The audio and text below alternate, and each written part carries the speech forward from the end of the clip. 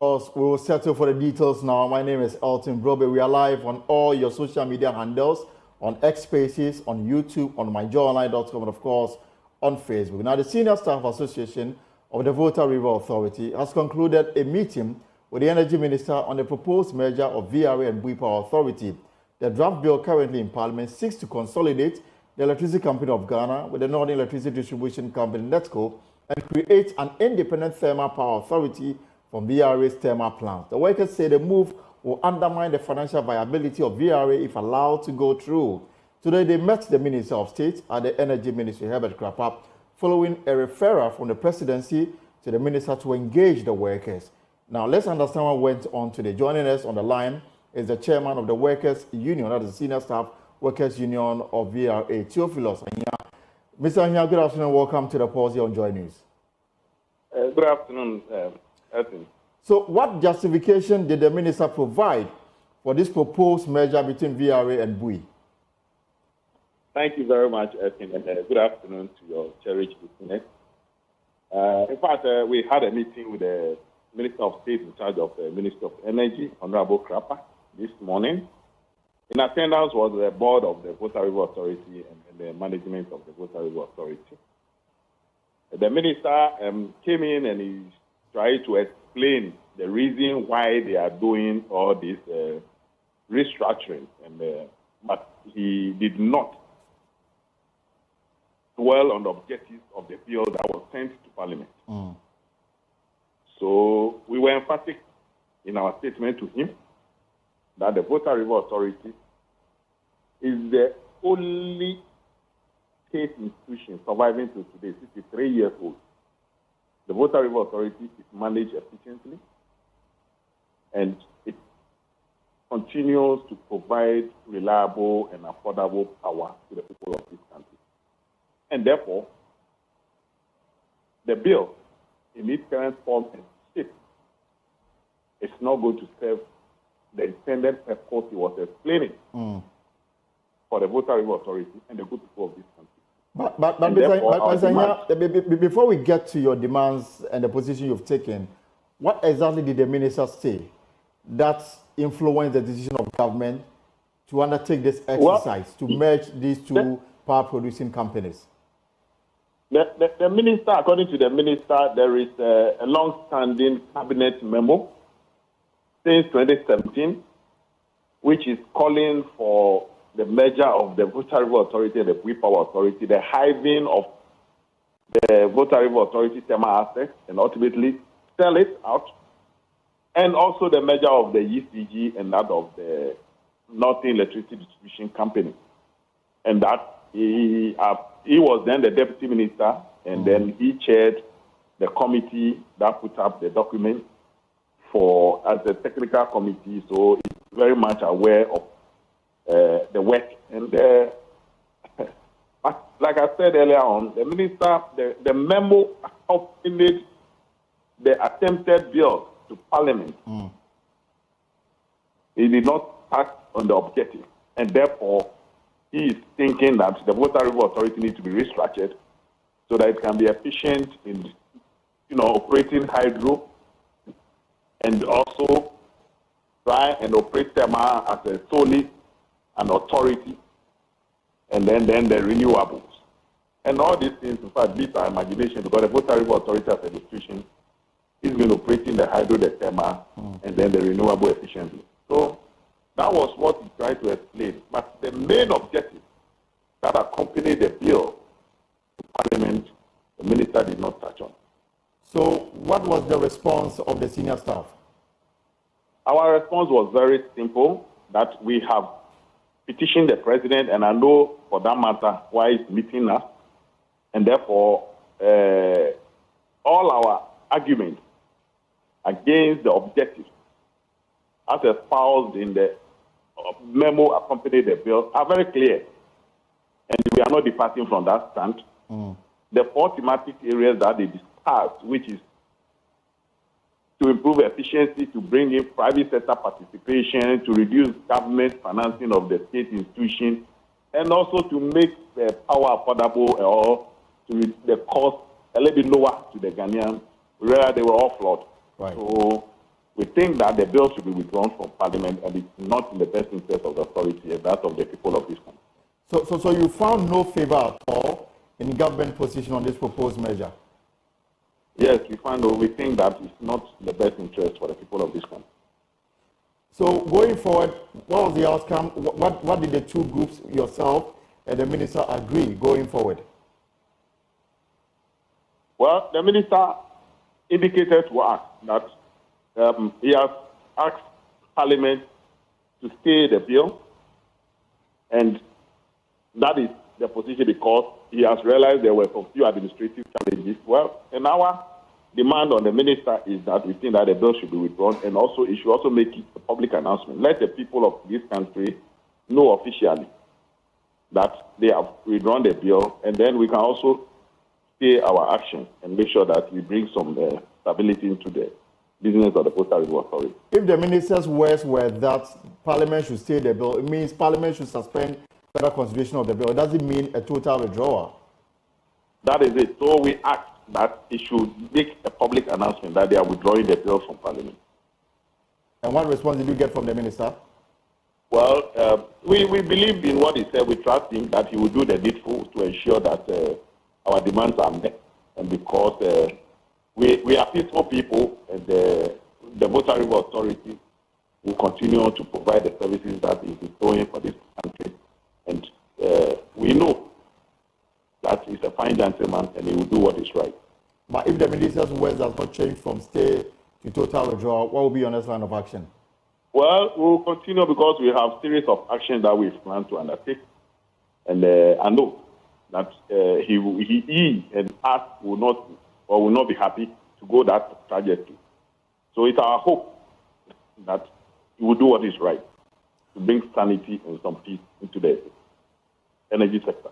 Mr. Hia, why do you say that this move will lead to increments in tariff?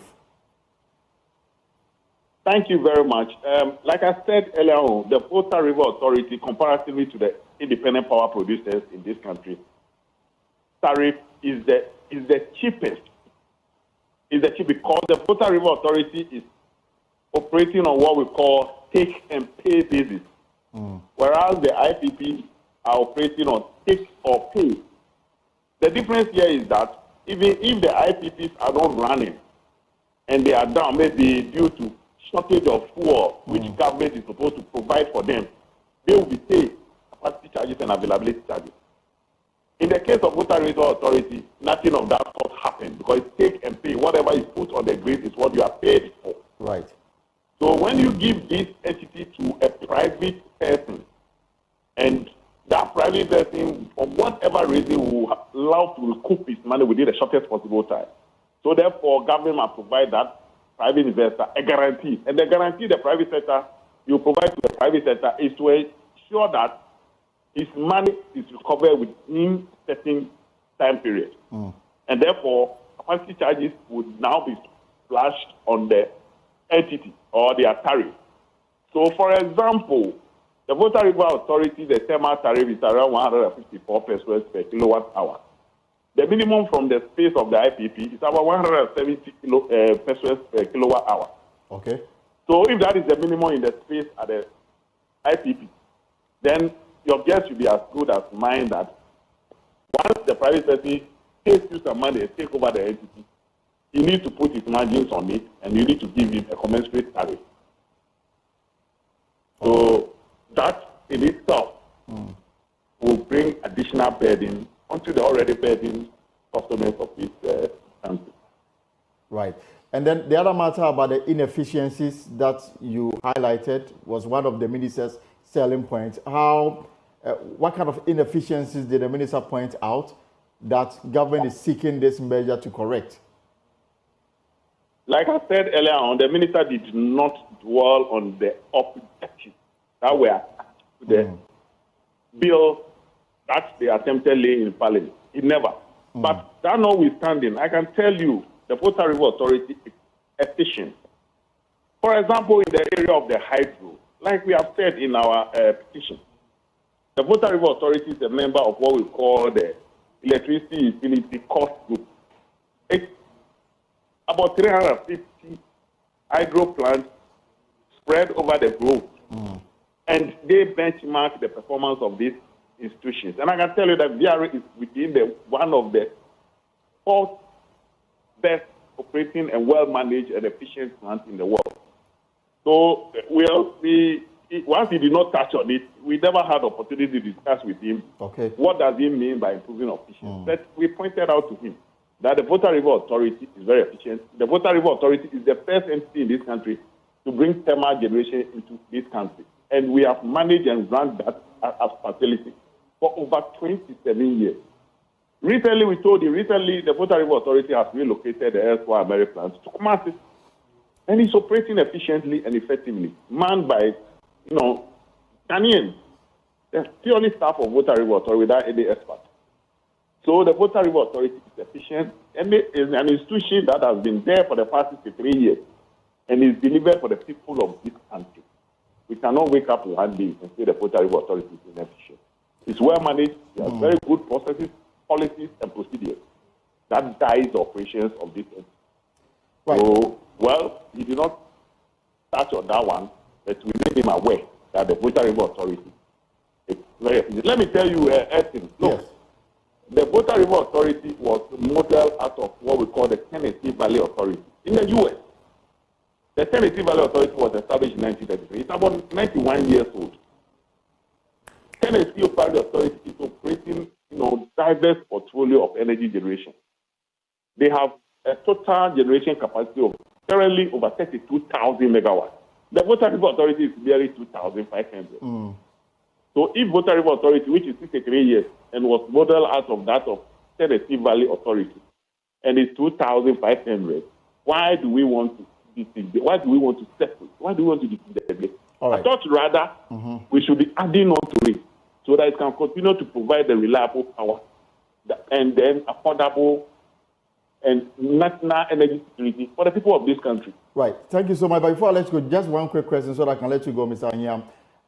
Last week, some of your members raised the issue of what they've chanced upon, indicating that some of the independent power producers are in the process of, asking for approval to export power. I don't know whether this came up at this meeting.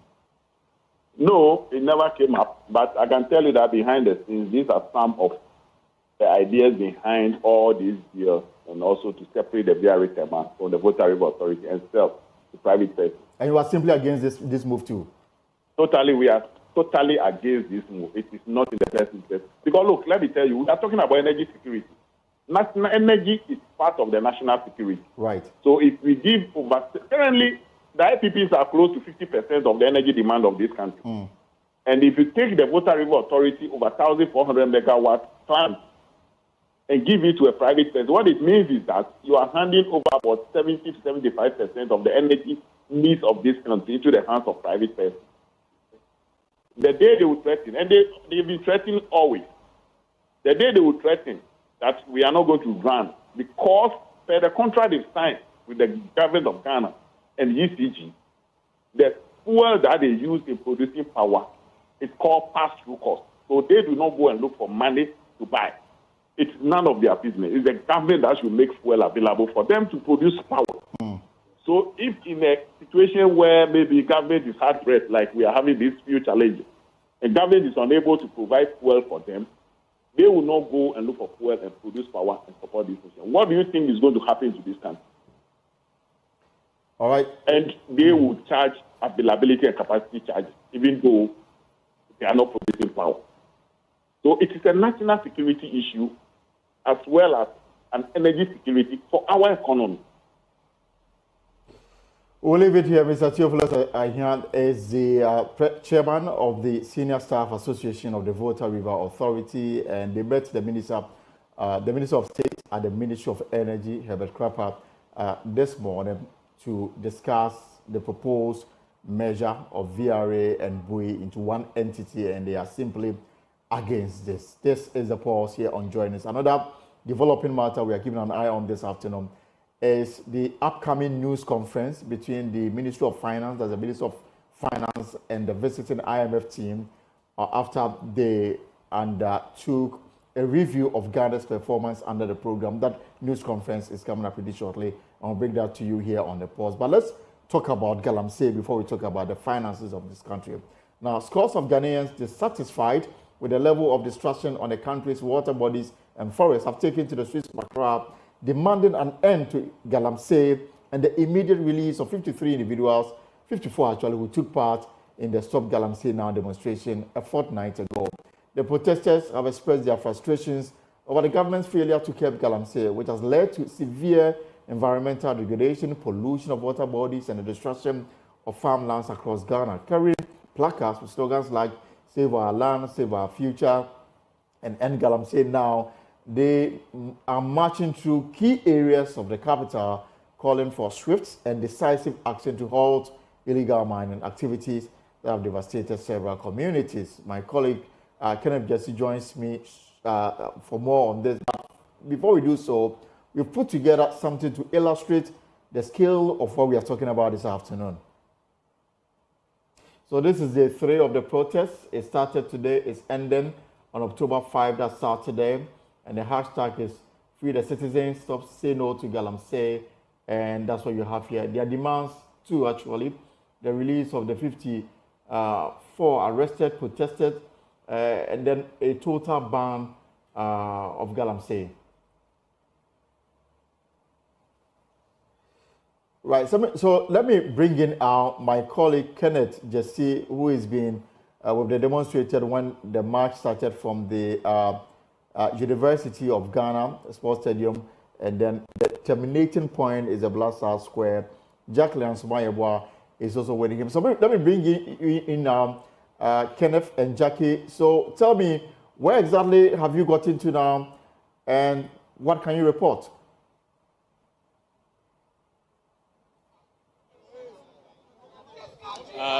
Elton, we're just behind the Accra Sports Stadium, and then, as has become the norm, they move a few meters and then they stop to address the crowd. As we speak now, we are expecting them to present the petition to the Attorney General to demand for the immediate release of the 53 protesters who have been remanded into police custody. So the protesters are currently being addressed by their leadership, telling them why they are here. It's been a very, very long day, as you rightly mentioned. It started at 9 a.m. We passed through many principal streets of Accra. We're here, and then they're going to end at the Black Star Square, formerly known as the Independence Square. And of course, their demands are two. They are demanding the release of the 53 arrested protesters and an end to illegal mining. My colleague Jackie Anzumayebwa is here. She's been putting all the stuff you've been seeing on our social media handles, on Facebook, Twitter, on Instagram. Before we speak to some of the protesters, I want to engage her briefly to tell us how it has been so far. Well, Ken, we all started from Okponglo through to association, then passed through the National Service Secretariat, and we got to Kawukudi. But when they get to principal areas, that's the big runabouts and places where, let me say, there are a lot of commuters, that is when they stop to make their demands heard. But then so far so good. I mean, it's been a long one. It's been a long journey from morning. We started at 9 a.m. and currently it's 3. It's almost 4. So I spoke to a couple of the conveners today, and they said that they are currently waiting on a representative from the Attorney General's office to pick up the petition that they have for them. Yeah. All right. So, of course, we can now engage some of the protesters. I have one here who has been very vocal because one of his relatives are in police custody. Akwesi, you're live on Joy News. I mean, I know that you live in the central region, but you've come all the way to join the protest. Tell me why. The issue is simple. This is the state of water bodies in the central region. In fact, this one, I sourced it from the Ofen River at Dunka on Ofen. The Ofen River joins the Prayer River. The Prayer River serves majority of the dwellers in the central region. It means that we are all at risk. So I found it needful to be part of this all-important call to demand for our leaders to take action and clamp down on illegal miners. The fact that they are remaining silent without acting and then suddenly going on hibernation with the fight against illegal mining means that they are part of the problem. And you have a close relative who is behind bars now. Now tell us, have you heard from her? I've heard from her, but it is not right to unlawfully detain someone who was only at the protest grounds just to stream the event to get others informed. It is not right. They arrested Priscilla. The first day they didn't feed her. The second day she had no food. It was on the Tuesday morning that they gave her food. Why would you treat your own citizen this way?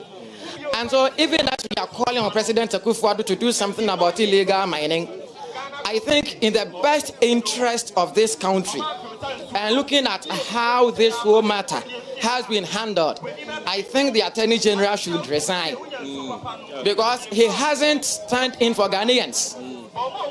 It appears to be like he's only standing in, or he wants to please his appointor, and that is not right. In any other country, I think by now the Attorney General would be suing the police service for how they treated the citizens. They are citizens of this country, oh. They are Ghanaians, and they were only demanding for us to give them clean water. They are saying say no to Galamsey, and yet the Attorney General is prosecuting them. Instead of the Attorney General suing the Ghana Police Service for violating the rights of the citizens, the Attorney General, who is there for the citizens, is now prosecuting. This guy is not prosecuting. He's rather persecuting them. And this is not right. Yes. Okay. Akosua-Addo, I want to thank you very much for your time. But we can speak to more of the people that have showed up here at the protest ground. You're live on Joy News. I didn't see you at the previous protest, but you are here wearing a Kenyan T-shirt. Tell us the significance of it, first of all. Well, first of all, we are one of the organizers of this protest.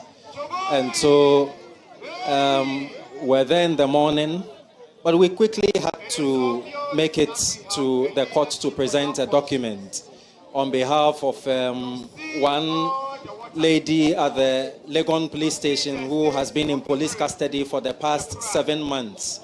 And she was brought to our attention by Ama Governor that this lady's rights are being violated simply because she's unable to meet the bail terms. So we arranged quickly to ensure her freedom. Unfortunately, we are left with another more documents to go. I'm sure that hopefully by tomorrow or by close of this week, she will be out of police custody. Thank you very much. We can now speak to the next protester who I would want to walk with. So if my cameraman can walk with me so that we can see the crowd that have gathered here. Please walk with me. You are at this protest ground as a social media influencer. How significant do you think this demonstration is? It's very, very important, yeah. So I contacted someone this morning that when he's coming, he should just drop at River Densu and bring me some water. I want to taste how the River Densu tastes like, yeah. So he brought me this, and the whole day when I was holding, someone thought this is Lipton tea. It's not. This is River Densu, the river that links to Wager Dam. The whole of Greater Accra things, they are not affected by Galamsey, but River Densu links to the Wager Dam. Galamsey water. People were arrested because they were looking for clean water. They were calling government to ban Galamsey, stop Galamsey, so that they can get clean water. But they were arrested. Illegal miners are enjoying life rather than people who are fighting for clean water. These people saw jail before illegal miners. Is that freedom? It's never. Stop Galamsey now and free the citizens. This is our cry. We are sending our petition to the AG right now. We want our people released. They have to come and join us. We have a fight. We have a fight. Stop Galamsey now. Thank you very much. And before I speak to the next protester, when the protesters got to Parliament, which is just adjacent to this place, they made a stop. I mean, through their speakers, they said that Parliament should repeal the LI, which is allowing for mining in our forest reserves. They were there for about 5 minutes making that call. They will be there formally to present a petition to the House of the Legislature in subsequent days, but they made a stop there today to drum home their concerns that the LI that allows for mining in forest reserves should be repealed by the House of Parliament. We can now speak to another protester here. I saw you throughout the morning. You are still here. You're chilled and all that, but I can see a placard that you're holding, very significant. It has the Ghanaian map with a very polluted water, with someone standing right in the middle. Tell us about it. You see, today we're all here not for our own benefits. All right, the politician over there has money to import water into this country for himself and his family. We do not have that ability. We do not have that financial resources to import water into this country. The best way we can fight for clean water is by protesting. That's the only way we can fight for ourselves right now. You in Accra here may not feel the heat, but those over there, because our vegetables that we take, our tomatoes, our cabbage or whatever, are being watered by these Galamsey, polluted waters. And so if you don't do something about it, we just have to go through the ordeal. At the end of the day, it affects all of us all. Okay. Thank you very much. Let's walk through the crowd to see how people have turned up here. You see them gathered now in groups. They're having a conversation. And of course, they are waiting for the rep from the Attorney General's office to come receive the petition. And the petition is quite simple. They want the 53 arrested protesters to be released by the Attorney General, and they want that done now. So I can now speak to another protester who has joined us here today. You're live on Joy News. I mean, you could be anywhere today, but you are here. Tell us more. The reason why I'm here is because of a lot of reasons. First of all, I'm proud of the youth for coming out today. We are saying no to Galamsey. Now, Galamsey is more of a national issue rather than a partisan issue. Now, I want to remind the president, Nana Akufo-Addo, that even if he feels like it doesn't really affect him in any way, his daughter owns a restaurant. And now these restaurants get crops from these places that have been affected by Galamsey. These waters have mercury and cyanide in them that is really, really bad for us right now. Children are born deformed. Lots of people are getting kidney issues. Dialysis is expensive. So what is the assurance that if I go to his daughter's restaurant, the crops that they have picked in that restaurant is good enough for me to be there? It's a national issue. It's going to affect anybody, okay? And the Bible says that what is it to gain the whole world and lose your soul? You gain all this money from the gold and you still lose your life because of these kind of things. It is very pointless. Water is a necessity. It's not a luxury. Everybody needs to have water. Okay, water is the essence of everything. So that is why I'm out here right now. We say no to Galamsey. There's nothing wrong with supporting a political party. Do you? But then you should know when to stand for what is right and when to stand for what is wrong. So that's why I'm out here right now, to say no to Galamsey. Okay, thank you very much. We are currently observing an incident here. Let's get closer and see what it is. Now, we've seen a media personality, Captain Smart, make an appearance here. Let's get closer and try to listen to what they have to say right now.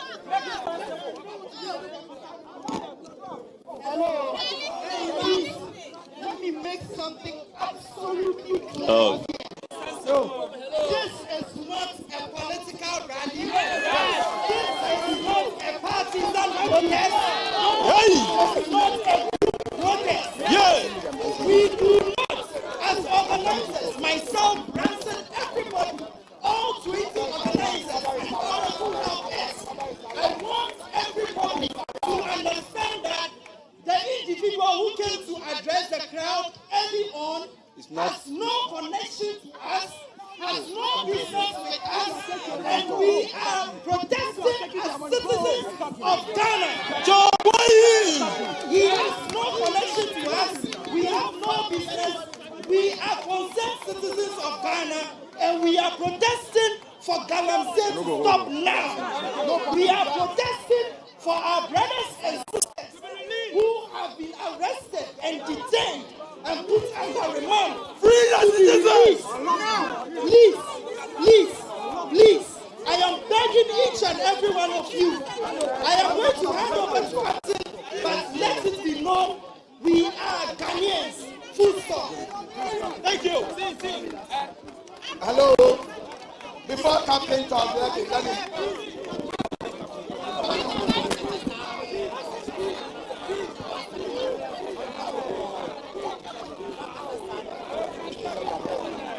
Now listen, what we decided, we want to be very clear that we are all concerned citizens. We are all coming here because we pledge to be faithful and loyal to Ghana, our motherland.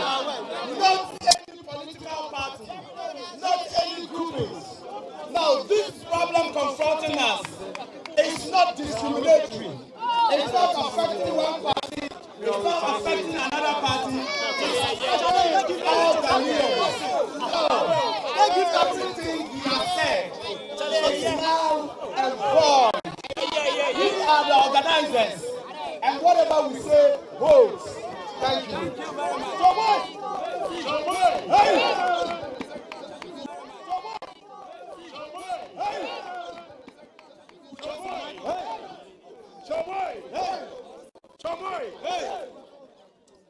Before I say anything,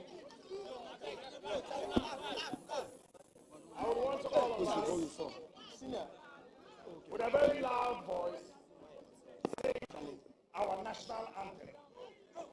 We want those who came here to protect us to hear the words of the national anthem.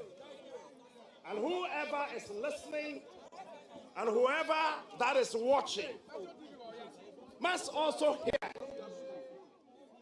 the words of our national anthem. Shall we all sing? God bless our homeland, Ghana, and make our nation great and strong, both to defend forever the cause of freedom and of right. Fill our hearts with true beauty, make us cherish fearless honesty, and help us to resist oppressors rule with all our will and might forevermore. And help us to resist oppressors rule with all our will and might forevermore.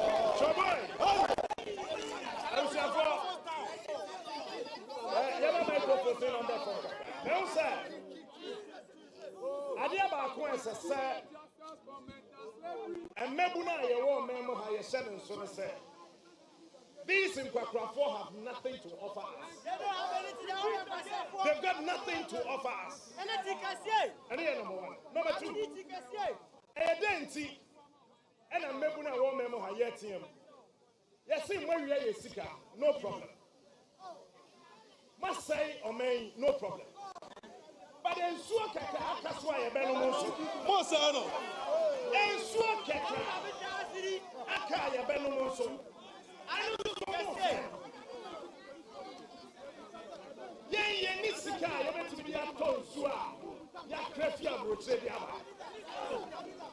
Police fire were hanging now. What would this come back to the important? All these police.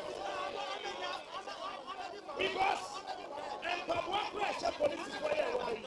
Police fire protecting. Oh, bottom second of the boot. They bought the boots themselves. They don't even have money to buy boots for police officers who are standing here. And baby, I yet to know. Yeah, can say. Yeah, no, we are paying say yes. We are just using it. And so no essay. And they don't want to understand. But I thank God that at least we have people among us. Never sorry, Echina, we will join. Saturday, we will join. Thank you. Free the citizens. Yet to be now said, the next 5 years ahead of us. Can I be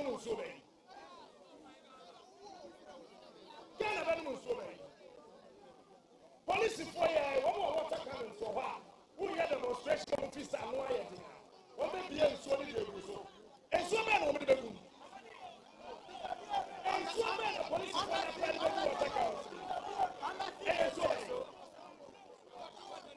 Say ya no ka say.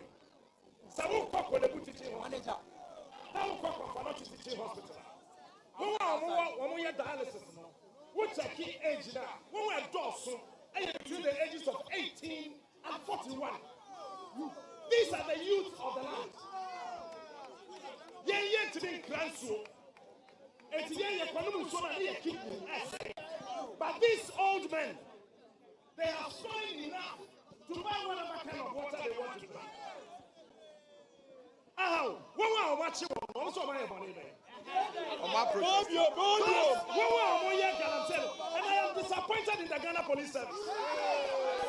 I am disappointed in the IGP. I am disappointed in the IGP. Galamsey now, they are in the forest.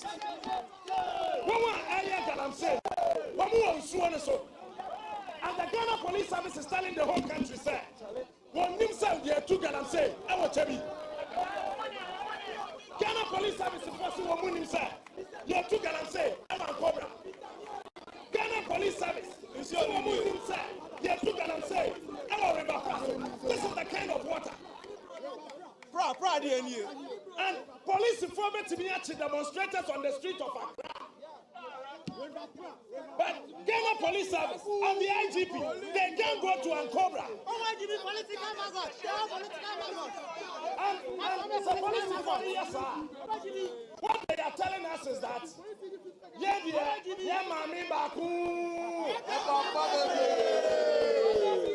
this is what they are telling us.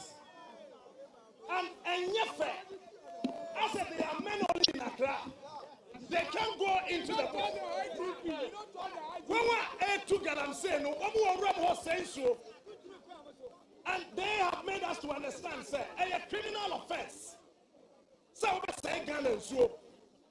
And I am a police company for the central region, Eba, and the western region, Eba. Who river go?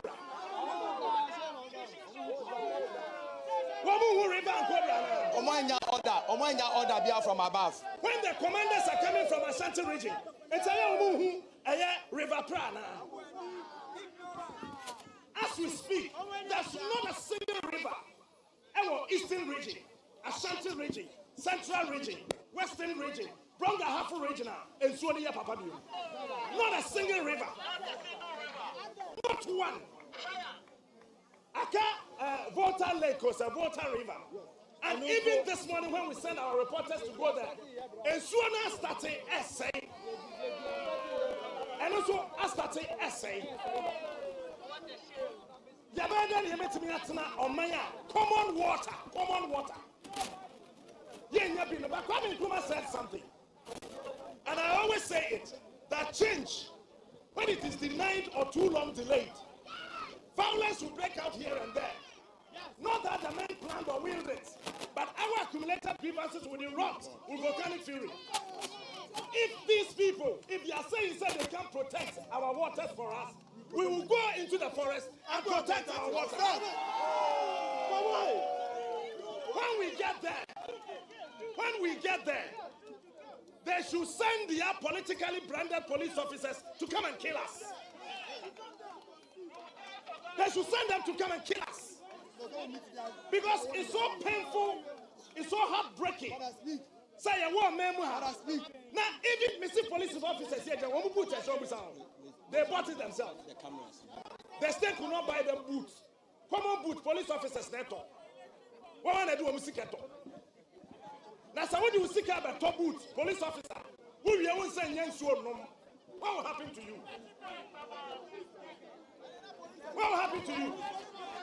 Baby, I hear the youth of this land, listen and listen clear. This has nothing to do with your NDC.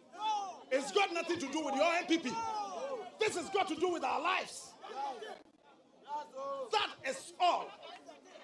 And you know, Echina, wherever you are hearing my voice, any baby I will have you. Tomorrow we are demonstrating.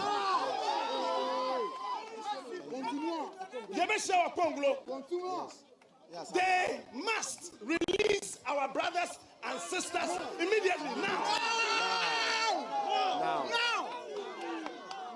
They must release them. Because it doesn't make sense anywhere in this world that me demonstrate say Obinjai Bonino. Watching me. Nedia Oya Bonino there. Ono de wacha. Did you free or that free? How? The time is now. And Mr. IGP, Doctor, yes, now, Yapacho. Where the any woo? Where any woo? Attorney General, where any woo? The Excellency, where any woo? Mr. Vice President, where any woo? Attorney General. Honorable Kandapa, National Security Minister, where any woo? Where did it? Interior Minister, where any woo can see us? The world will hear say. Again and so say, and the youth that rose to demonstrate against that, much you want. No matter I won't now, a saying so. Choboy, yeah, can I say? Echina,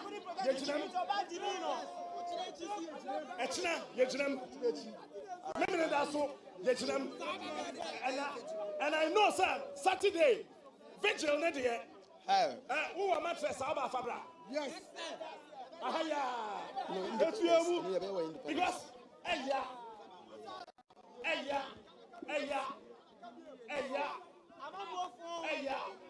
and finally, no, I want to say, sir, am I a bamumu?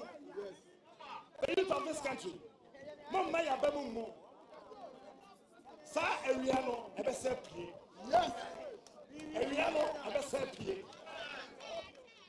Eriano, Ebesepi, Nagana, Besafanifa, Arise and a youth for your country, the nation demands ocean. Let us all unite to uphold and make and great and strong. We are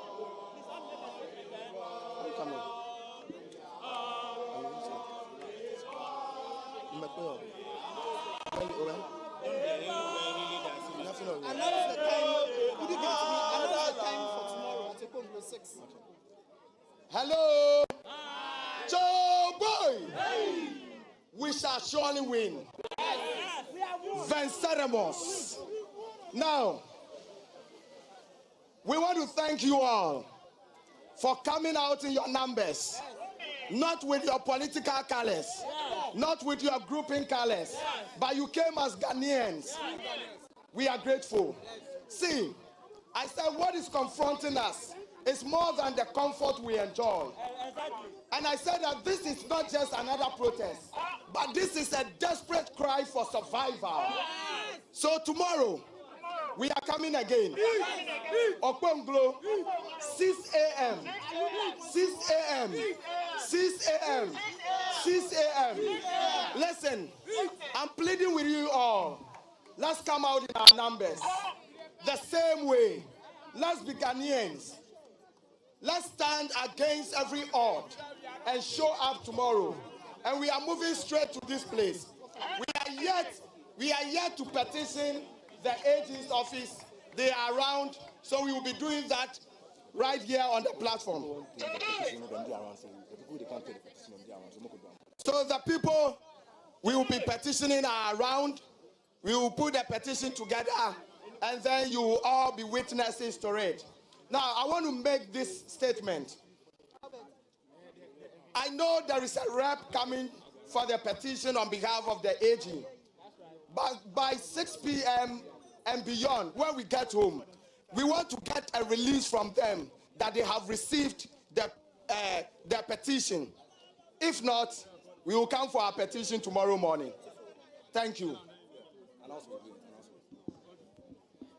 Right, so that's one of the lead conveners of the group who has been addressing the protesters, and he says that they are ready to present their petition to a representative from the Attorney General's office, and that by tomorrow, if they are not informed that it has got into the office of the Attorney General. They will come back for their petition now. Earlier you heard media personality Captain Smart also address the crowd. He's come to show his support. He's saying that he's going to be here tomorrow and on Saturday as well. Of course, they are still speaking to their members, so let's get closer and get to hear what they're saying. What right did the police have to go to the citizens to seize their van? What right do they have to do that? Free the citizens! Free the citizens! Free the citizens! Thank you. Okay, so it appears that we are almost done. What we are waiting for right now is for the representative of the Attorney General to officially receive the petition from the group. And of course, if you are not aware of what is contained in the petition, they are calling for the immediate release of the 53 protesters who have been remanded into police and prison custody for 2 weeks, and they're set to reappear before the Accra Circuit Court on the 8th and 11th of October. Tomorrow, too, they are presenting another petition to the Lands and Natural Resources Minister, who they will be petitioning to end Galamsey now. And then the next day, they'll be petitioning Parliament, where they'll be seeking the House of Legislature to also repeal the LI that allows for mining in forest reserves and also ensure that Galamsey is ended as soon as possible. So it appears that the day is almost over for them, as they rightly mentioned on the podium, but they're still here, out in their numbers like they were in the morning, waiting to hear what is next for them. Of course, so what we can see now is that a representative from the Attorney General's office is coming for the petition. Let's get closer. There we go.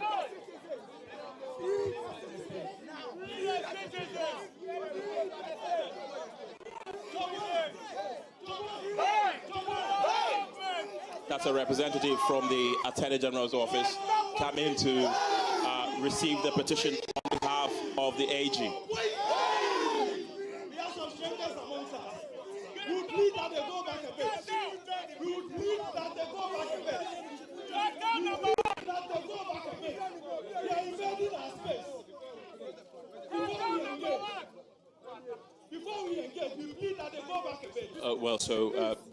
One of the protesters is calling for the police officers to move back a bit before they're able to present their petition to the rep from the Attorney General's office. Respectfully.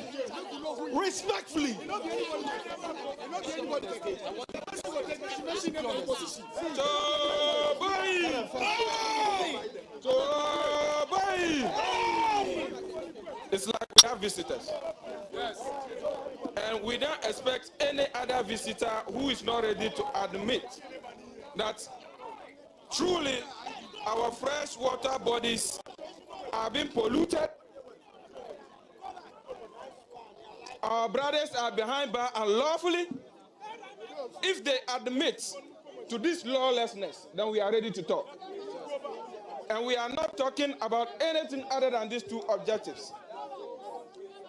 So we encourage commanders should de-escalate so that we can have a civil discussion with whosoever the visitor is. Well, of course, the protesters have made a few demands.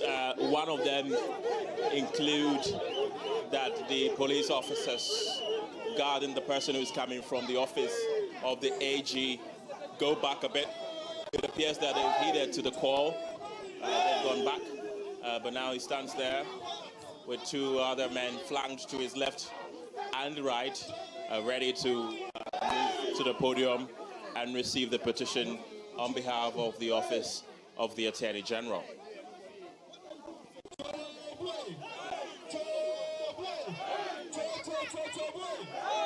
Yes, you know something. I beg.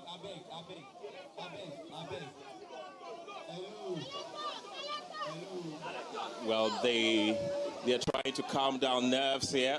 One of the protesters has jammed onto the podium, trying to tell his colleagues to calm down and ensure that the petition is officially presented to the representative from the Attorney General's office.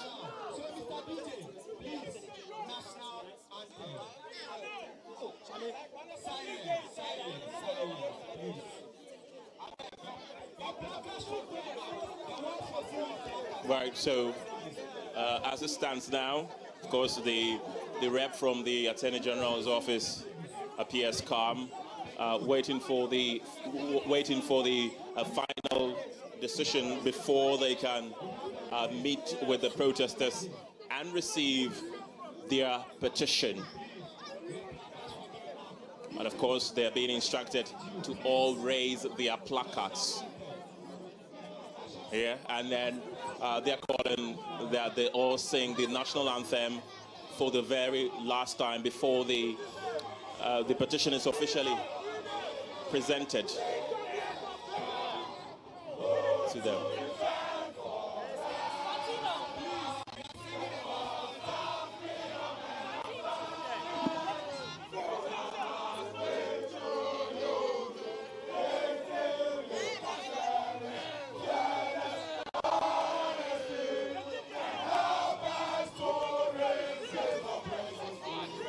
You want to get your shot, so do I.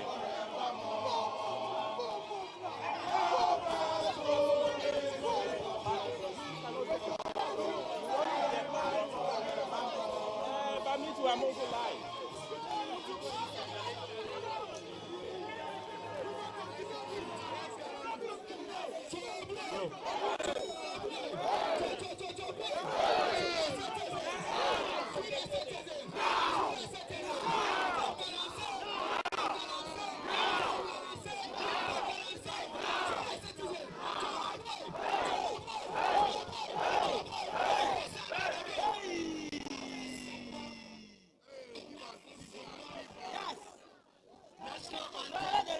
Of course, they are calling for a replay of the Ghanaian national anthem for the very last time before they officially petition the office of the Attorney General.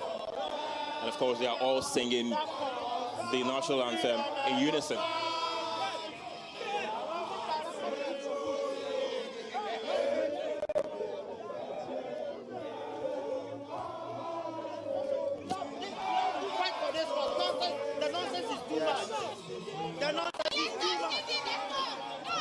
I know they like what you do. That's too much.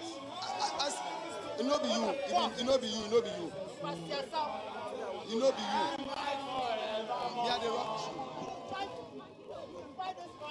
We are fighting for another freedom. And we win. We are fighting for another freedom. We have been oppressed by our own people. This is another fight for freedom. And we will win. Coming to fight for freedom, we are fighting for another freedom. We will win this cause. No matter what. We will win this cause. We are not afraid of anything. Hey! Also, it is time. And this is the time. They can never intimidate us. Hey!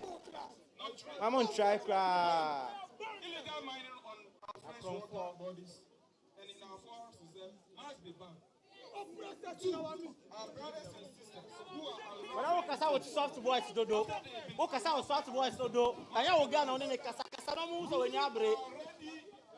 we are ready to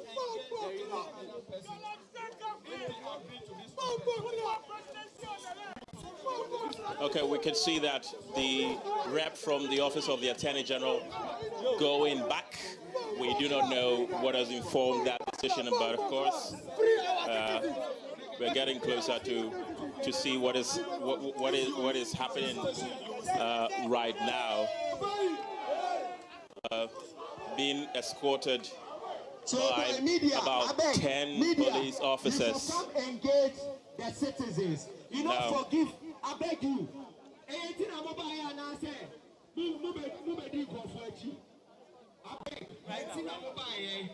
Come and interview my people. If they want to talk to us, we have leaders in our midst. So what's happening right now? I've seen that the rep from the Office of the Attorney General has gone back. Why? Okay, so we are going for the petition now. Okay, we kept it somewhere. We are going for it, and we don't want to feel pressured because we have walked from Ponglo to this place. Nobody can just come and wait 5 minutes and pressure us. So we said they should relax for us. They should have a seat. When we are ready, we will serve the petition. Thank you. Okay, you heard that one of the conveners of the Concerned Citizens Against Galamsey.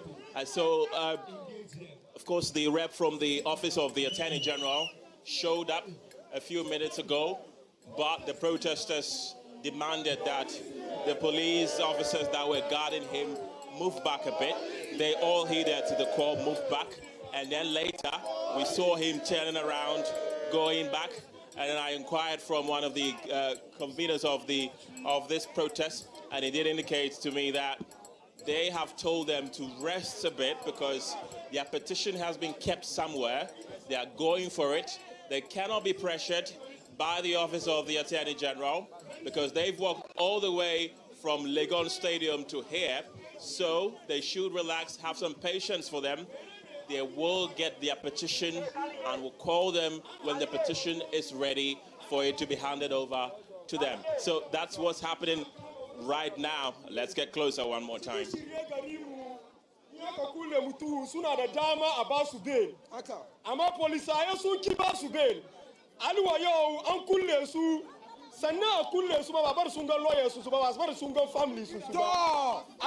Remand for 2 weeks. Yazwanga suna kulle ba musayin da aka kulle su ba. Banda wannan kuma muna ba manyan mu hankuri. Galamsey na ake yi ina ba ta gari mu. Ina ba ta ruwan da muke shan. Ina kashe yaran mu.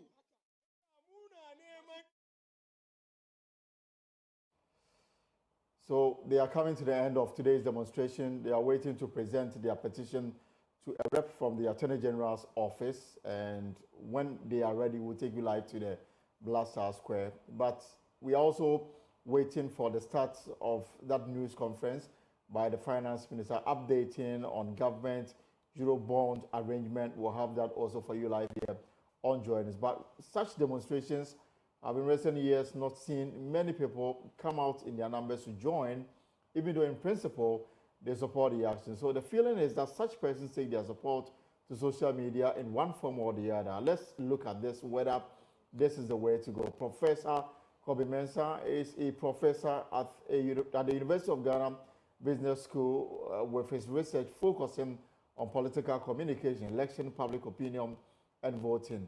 Prof, good afternoon and welcome to the Pulse. Thanks for having me. Great. So, they started this morning, just like it happened a fortnight ago. We are not seeing so many people on the streets, even though the message is not only restricted on the street, but also on social media, where a larger number of people are there. You would say that even though the numbers may not be significant, it doesn't take away the message that they are putting across. You're absolutely right. I mean, the effect of demonstration is about the message that is actually carried across.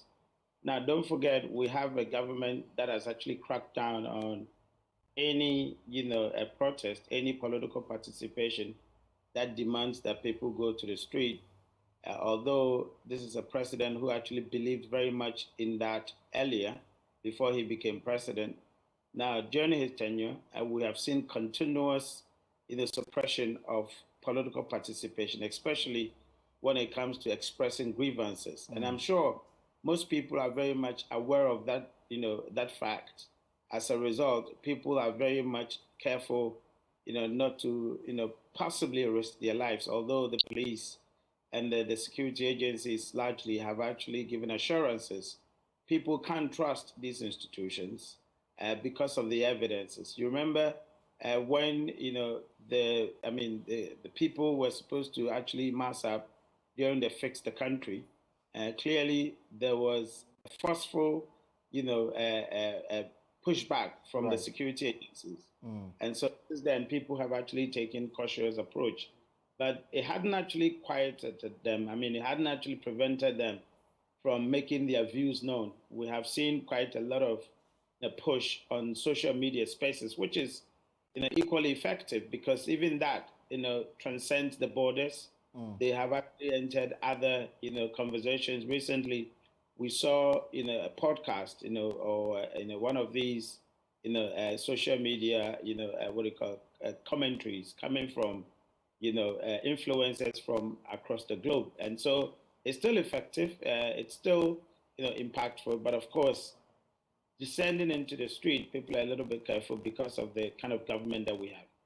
But clearly, government communication at this very stage is very crucial, depending on how government communicate. There's an angle where government is under pressure to yield to the demands of organized labor. If government is unable to do so, the danger is that organized labor will organize a nationwide strike that could have implications for the economy.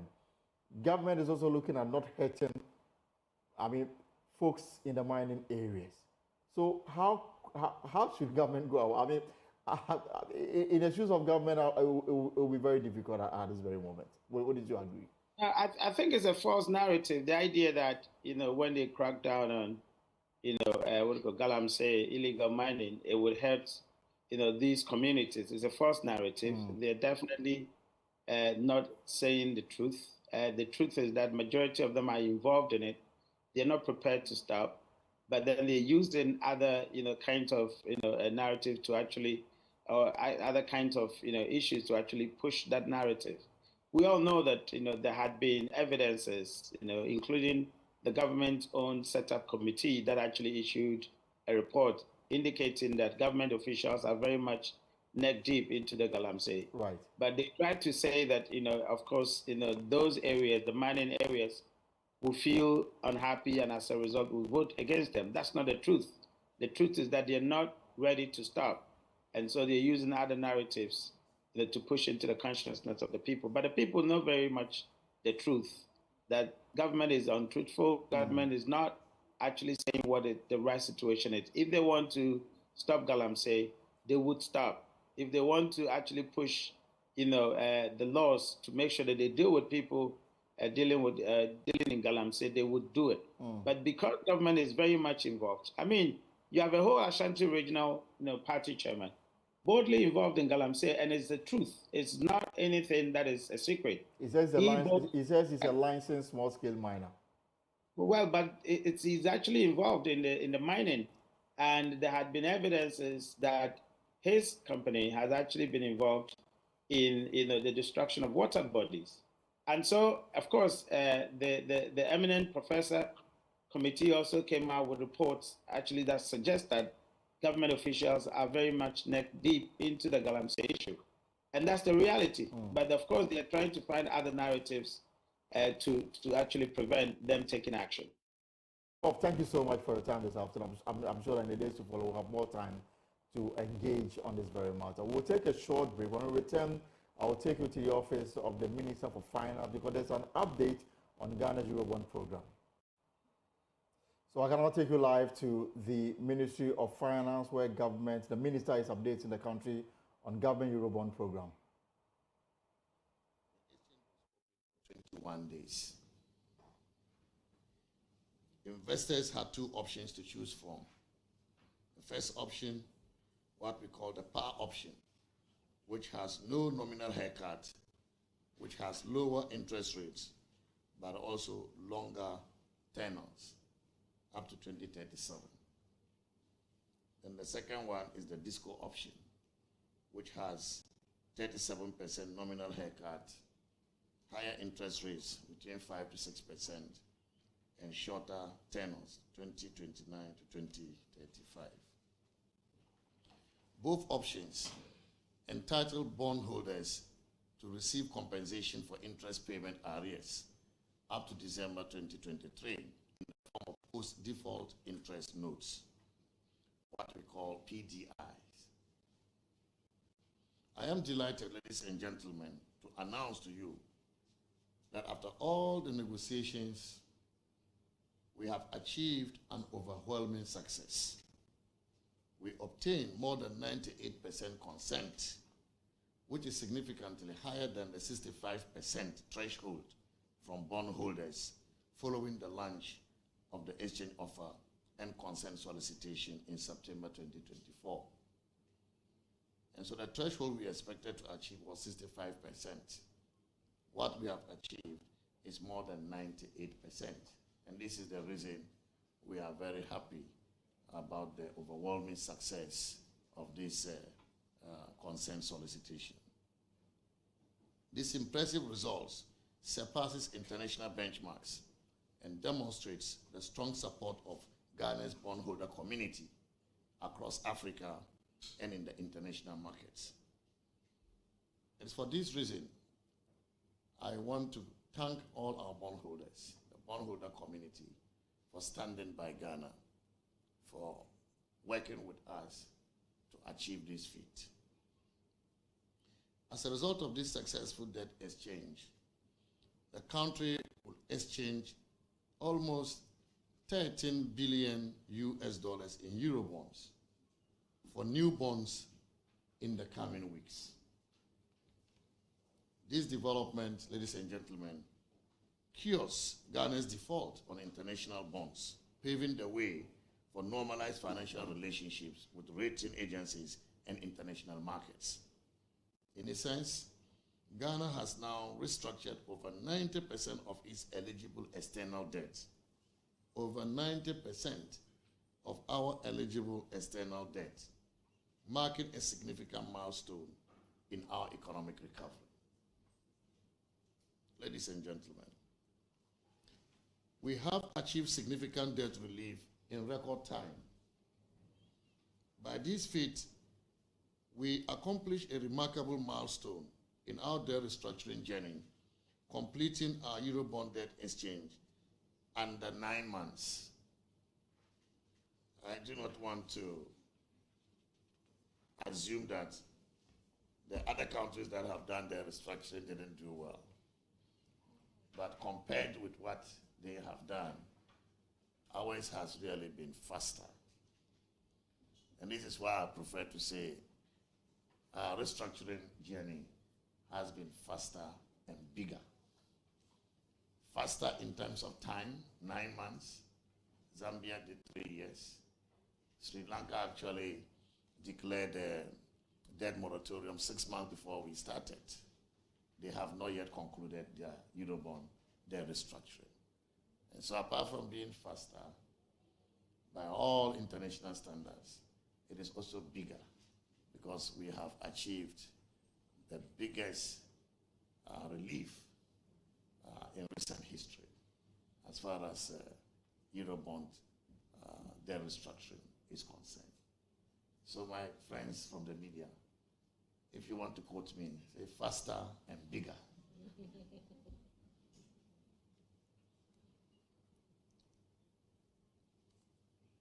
Ghana has accomplished a remarkable milestone in our debt restructuring journey, completing the Eurobond debt exchange under 9 months. This swift action showcases the government's unwavering commitment to restoring financial and debt sustainability. The agreement with bondholders has brought significant relief, including a 37% reduction in the nominal value of Ghana's debt, equivalent to a 5 billion US dollars reduction in our debt stock, and 4.3 billion US dollars in debt service savings during the IMF program. Additionally, average interest rates on the bonded debt has decreased from over 8% to less than 5%. And so let me summarize again the benefits for the sake of emphasis. The debt reduction in our stock of debt is 5 billion US dollars as a result of the 37% reduction in the nominal value of the debts. Additionally, a debt service savings of 4.3 billion US dollars during the IMF program. And this is coming also from the fact that the interest rates were negotiated down from over 8% to less than 5%. And importantly, let me also state that our deal does not have value recovery instruments. And when I talk about value recovery instruments, these are instruments that require the state to pay more in terms of interest when economic circumstances improve in the country. And so if we had negotiated a value recovery instrument in our deal, with the uptick in our growth, that would have meant that we'll be paying more than what we have negotiated currently as far as interest rates are concerned to our bond holders. And so it's a testament of the strength of the negotiation Ghana showcased during these debt restructuring discussions. Ladies and gentlemen, but this also means that we are dedicated to advancing economic recovery to set the stage for improved fiscal management and sustainable growth. Our debt exchange also entails some non-financial clauses which are becoming the new market standards. Number one of this is what we call the loss reinstatement clause, which protects bondholders by reinstating their nominal haircut, which they have lost for now, in case of a new default by Ghana. This will ensure that we continue to be prudent in our debt management to prevent future defaults. Number two is information sharing clause, which requires us to timely publish our debt figures so we can promote debt transparency and accountability. And number three is what we call most favored creditor clause, which requires Ghana to treat other commercial creditors the same way.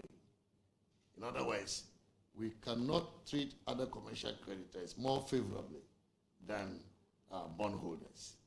And this is the principle that we call comparability principle. These clauses demonstrate Ghana's dedication to responsible debt management, transparency, and alignment with international best practices.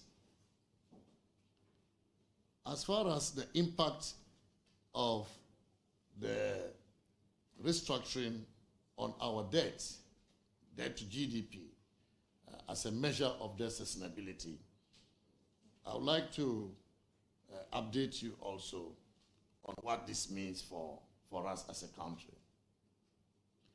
And so without any adjustment, if we didn't do any adjustment or restructuring, our debt to GDP level in present value terms would have reached 109% in 2028. But because of the adjustments we have made, fiscal adjustment as well as the debt restructuring, we are going to see our debt to GDP in present value terms reduce to 55% in 2028. And this is the order of the reduction. The fiscal adjustment efforts we continue to make under our fiscal consolidation efforts is bringing down the debt to GDP level in present value terms from the 109% in 2028 to 81% in 2028. Following that was the DDEP, the Domestic Debt Exchange Program, which will bring it down by 10 percentage points to 71%. Our agreement with the OCC, the Official Creditor Committee, our official bilateral creditors, which we concluded also, as you know, will bring it further down by 6 percentage points. And finally, the deal completed with the Eurobond holders will bring the debt to GDP in present value terms to 55% in 2028, in line with the IMF target. This is about 10 percentage point reduction in present value terms. In my next brief on the state of the economy, I believe in November, we will provide the full extent of the impact of this on our nominal debt to GDP ratio, which certainly, as you know, will show a significant reduction. Because to be given a debt cancellation of $5 billion in your debt stock, I mean, already tells you that the debt to GDP in nominal terms will go down. So it's not only going to be in net present value terms, but also in nominal terms. And we will provide updates on this in our next review. In conclusion, Ghana's successful debt exchange is a testament to the tireless efforts and dedication of the government.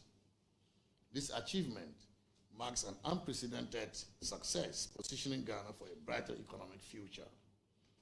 And with this milestone, we can now close a significant chapter on our debt restructuring. Because if you know, this restructuring we have just concluded brings to about 90% of our external debts that have been restructured. If you add the DDEP, then it will mean that more than 96% of all our debt stock have been restructured. And so with this development, we can look to closing a significant chapter on our debt restructuring, shift focus towards sustainable economic growth and development, and build on the momentum of this accomplishment to drive further progress. Ladies and gentlemen, this has been a painstaking journey, and for that, let me take this opportunity to thank you all, the people of Ghana, and also to thank our bondholders for working with us and standing by us and making all the sacrifices that have brought us this far. Significantly, I would like to express our profound gratitude to His Excellency, the President of the Republic, for his leadership and sometimes personal involvement in the discussions that have accelerated the restructuring exercise, as a result of which we achieved this, as others will call it, gargantuan feat. I'd like to also express our gratitude to the steering committee of the bondholders and their advisors, as well as our own advisors, for their cooperation throughout the process. I also want to thank my Chief Director, Eva Menz, as well as my technical team, both in the Ministry of Finance and allied agencies, and also the technical team from the Bank of Ghana for their hard work and dedication to duty. We are poised to turn the page on our restructuring journey and embark on a new chapter of economic resilience and prosperity. And let me announce also that to ensure that our debt sustainability trajectory is not disrupted, we have to discipline ourselves as a country. And we are on our way to Cabinet to seek approval of amendments to the Fiscal Responsibility Act for consideration by Parliament that will set limits on debt in order to ensure that we do not fall back into the past era of unsustainable debt, but we will showcase and commit ourselves as a country to implementing measures that will sustain our debt levels to ensure that we continue to attract investment to grow our economy for the benefit of our people. And so on this note, I thank you very much. And I have a strong team to join me to respond to your questions. I will answer the easier ones. The technical team will answer the difficult ones. So, Minister for Information, I respectfully yield to you. Thank you. Thank you very much. And let me also add my voice to thank you and your team and His Excellency the President, I believe that many unclear issues around this whole DDEP and debt exchange program has been laid to rest, as people had argued all over that we are going all over the world begging people to forgive us our debt. But you've seen the significant benefits that this whole exercise is bringing to our country. I believe that we are taking note very well. Our headlines will reflect exactly what has been said here. If you have any doubts before then, kindly put your questions across and competent hands are available to deal with them. So you mention your name, your media house, and then you ask your question. Thank you.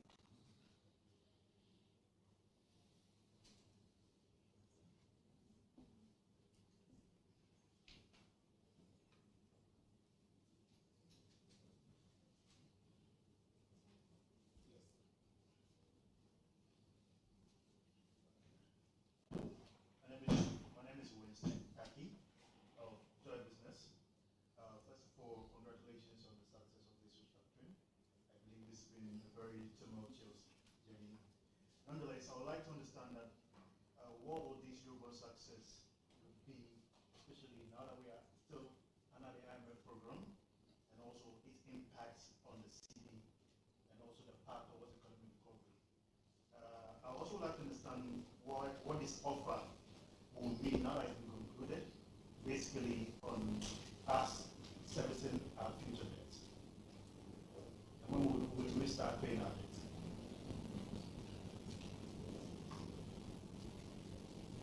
All right.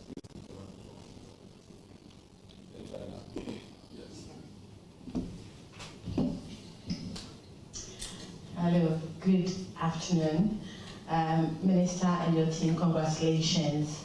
I would like to know what this means for your plans as regards the capital market. Now, of course, this is going to boost confidence. Do you plan to go there? Thank you.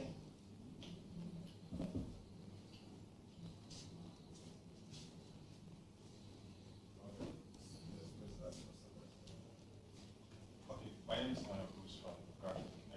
I know Minister has mentioned that at the next economic meeting is going to give us a breakdown of how this is going to impact on our debt to GDP. But then I want to find out, since the agreed targets with the IMF was done with, you mentioned that you're looking at 65% participation, but then we had 98%.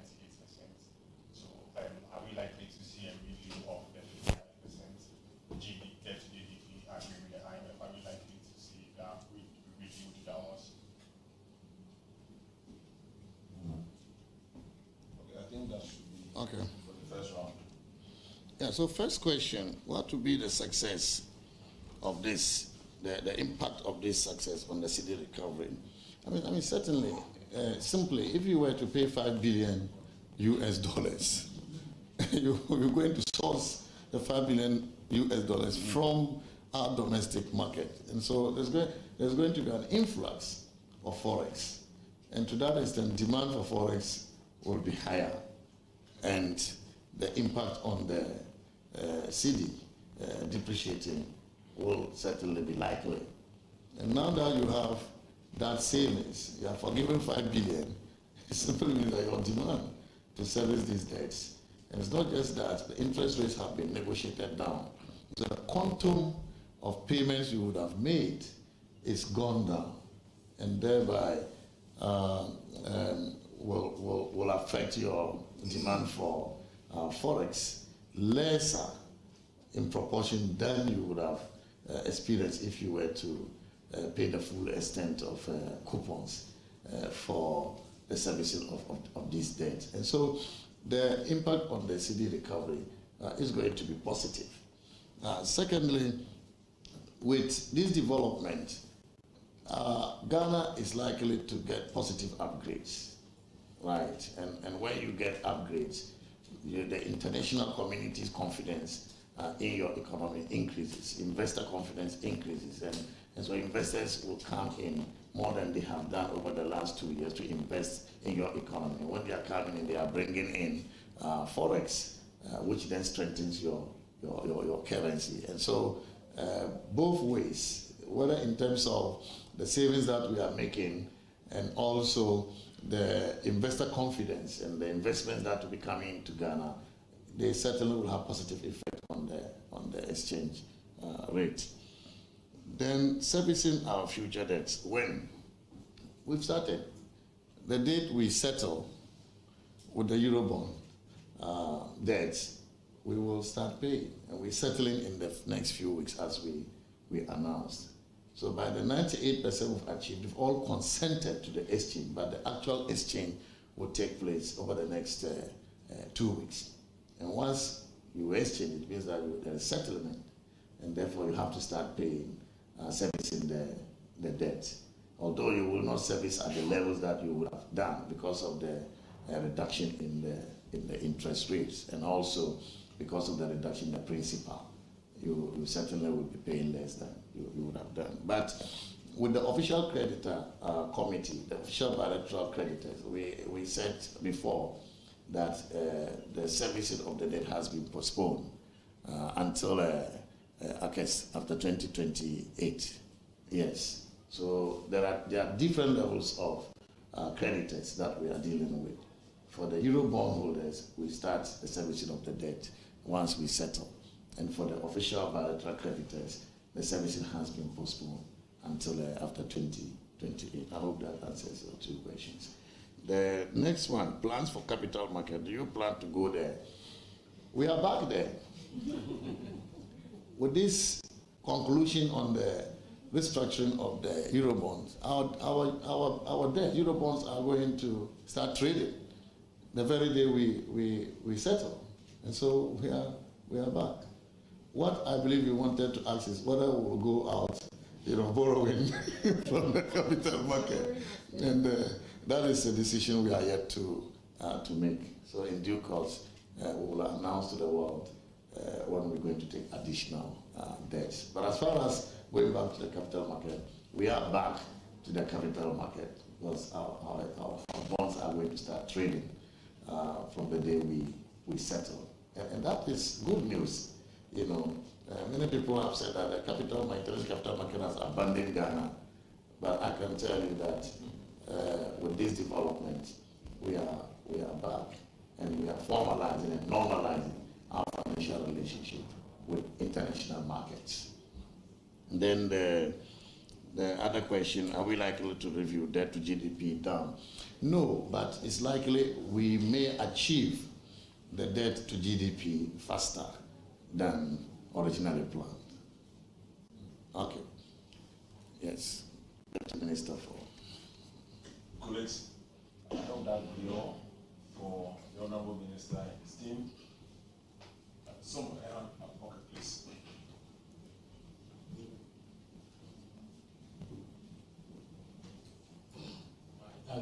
Honorable, thank you, Trinity, and congratulations again. You mentioned something regarding default interest notes. I didn't quite hear well. You mentioned where are you from, please? Thank you. My name is Jacob Moses. I report for Bloomberg. Thank you, sir. You're welcome. No, you mentioned something about default interest notes, and you said there's some payments until the end of 2023. Can I have some clarity on that? And how much are we talking about in terms of that? And what form of payment is it going to be? Is it cash or some form, another form of payment? I may want to know. I knew you were going to ask more than one question. So for that, but you have the floor. We are celebrating the fact that we cut down cost and like $5 billion in savings. But the investor is crying, the person that gave us money is crying. You yet to take a decision on whether or not you go back to the capital market. How do you market Ghana again as a viable source? Because the capital market is very key, where you get top dollar at relatively very good rates to help us balance issues out. Given that our cocoa, which was giving us good dollar for cheap, is almost non-existent anymore, among others. So how do you prep towards that? My last one is a comment. Come 2026, some categories of debt will start repaying. How are you prepping to make sure that there's sufficient buffers so that when these debts are due, we are in good shape to make good our commitments?